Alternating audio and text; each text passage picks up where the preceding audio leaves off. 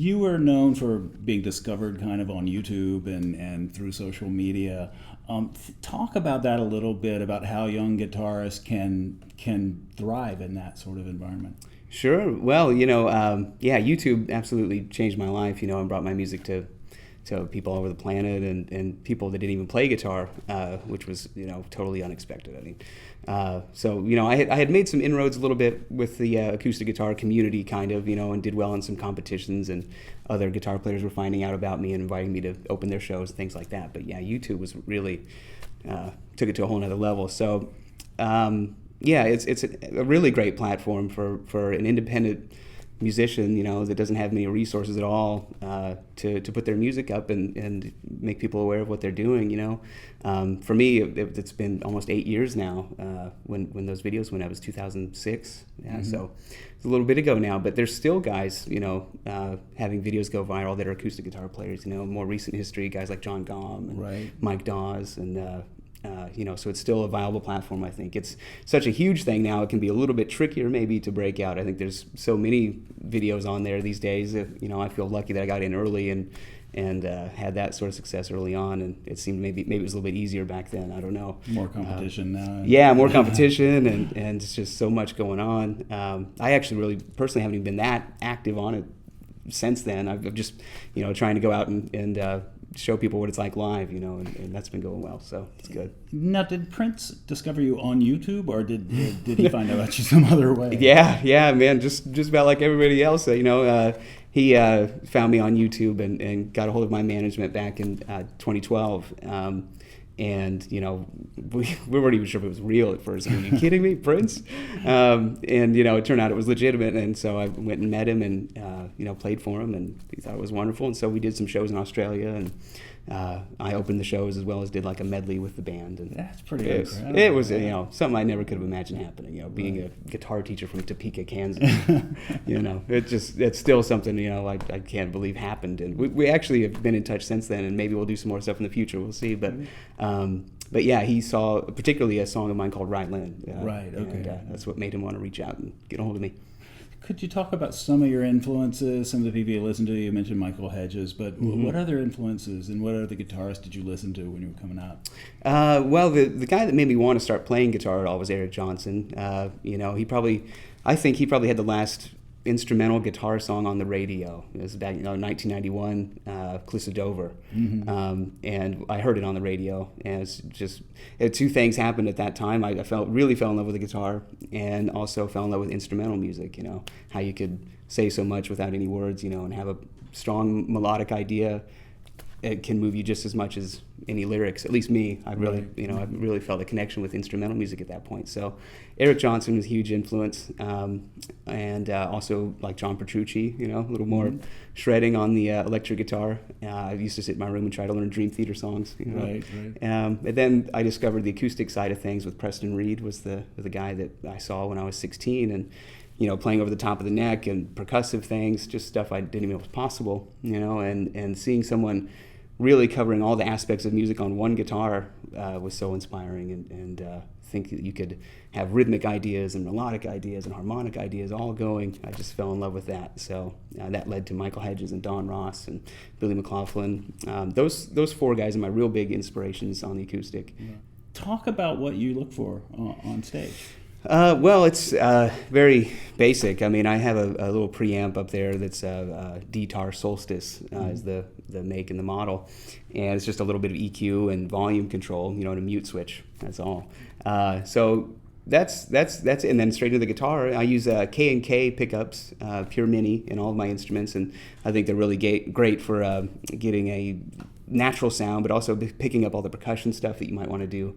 And then just from the house, whatever venue I'm playing at, I just take a bit of reverb. Usually they have an idea of what sounds good in the room, mm-hmm. but I'll tell them kind of like a medium hall, something like that.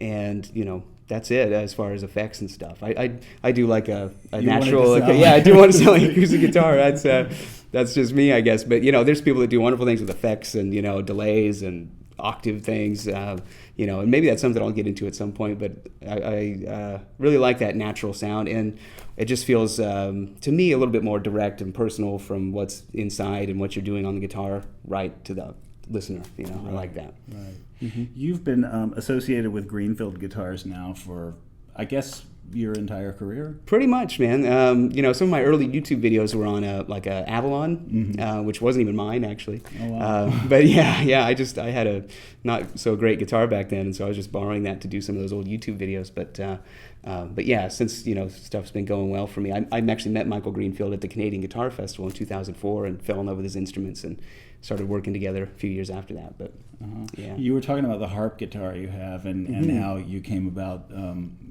getting the right design for that, and you're talking about he did something to balance it. Tell that story. Yeah, the harp guitar there. It took me a while just to convince him to build one. He was like, oh, such an undertaking, but got him to do it. And yeah, one of the funny things when he was building it, he asked me about was if I was going to play seated or stand, and I was like, well, I'll probably be standing. Normally when I do performances, I stand. When I do videos, I always sit. So if you didn't know, I actually stand when I play. But in any case, he was thinking about trying to get the instrument balanced if I was going to be standing and not having it on my leg. So he put a scuba weight in the back of the harp guitar, and the thing already weighs like 1,000,000 pounds. So with the scuba weight, it was like, back was killing me. So I had that taken out, and it sits fine. And it's an amazing instrument. It's what's neat about that one compared to the old one that I used to play. It's actually got sharpening levers on it up here at the top, and you can actually raise it by a half step by just flicking these little levers. Oh, nice. So I'm working on a composition where I actually use those in the tune just to get a different sound and see what we can do with that. Let's talk a little bit about your guitar style, your alternate tunings, and your tapping and your percussive sounds. Could you talk a little bit about how a guitarist would achieve that, how a guitarist would learn to start doing that sort of thing? Pick up the art of fingerstyle guitar by Preston Reed, I think is what it was called. I actually got a VHS cassette of him, back when I was 17, and or maybe it's just the art of Preston Reed, something like that. It's by Homespun Tapes. It's a great place to start, actually. I mean, like I said, that's where I started, and he teaches you how to play a few songs, and particularly in this percussive sort of style. If you want to get into that, it's a great place to start. I've got music books through Hal Leonard for my album Art of Motion and my album Joyland, which breaks everything down. It's all there in the tablature and everything. And of course, there's YouTube videos as well. Well, so you learned a lot by books, not necessarily by somebody instructing you. Yeah. I learned from that VHS cassette from Preston was where it began for me on the acoustic guitar, really. And then once I kind of learned the tunes that were on there, I dove into learning things by ear because I had learned some of the techniques and kind of, okay, that's what he's doing there. And so went from there into Michael Hedges and Don Ross and stuff and trying to learn stuff by ear. It was hard to find sheet music back then for any of those guys, But there's a great Michael Hedges book through Stropes.com. It's just perfect. I mean, Michael helped edit it and all that. So if you're into this style, I recommend picking that up. Actually, that's where I learned Aerial Boundaries, and I play that song every night now as an encore and a tribute to Michael and all he's done for us. So. Right. Yeah. Okay. And so how did you get into beginning to teach yourself? I actually started teaching guitar when I was 17 years old back home, and I'd actually dropped out of high school. I don't encourage that for anybody, but I got my GED and was playing guitar all the time, and so I took up a job teaching guitar lessons, and I had already learned quite a bit by then as far as some theory and scales and things, and just teaching beginners where to start was easy enough, but sometimes I'd get more advanced students and they'd be interested in fingerstyle guitar, and I'd show them what I knew, and it was also just a matter of like staying a page or two ahead of the students in the book, It's like, okay, yeah, here's what we're going to do next week, sure.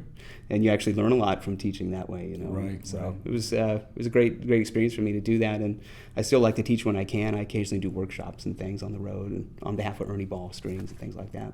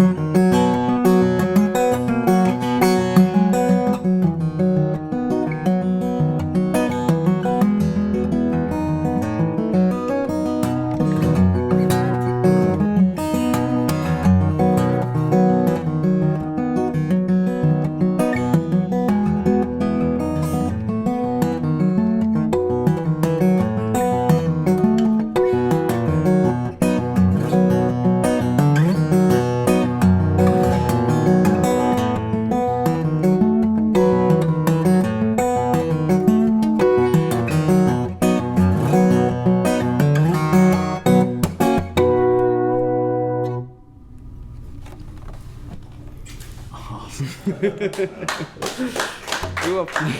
Thanks, guys. Cool. Thank you.